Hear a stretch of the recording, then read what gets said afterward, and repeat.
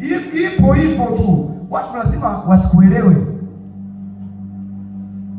Mimi kuna wakati ya mwaka jana nikiwa hapa, nikiwa mwaka wa 3 hapa, kuna siku nimerudi room, yaani nashangaa wamekaa kama kikao, wananiuliza hivi, wewe Mtweve, wewe unakula muda gani?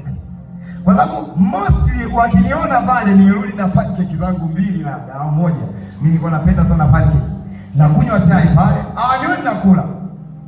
Hivi wewe Mtweve unakula muda gani?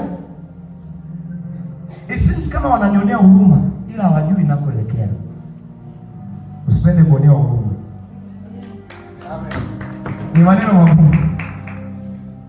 Usipende kuonea huruma. Ukipenda kuonea huruma, basi umekosa hatima njema. I'm telling the truth. I'm telling the truth.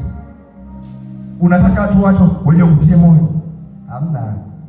Utakutana na sisi tunakwambia, hapana.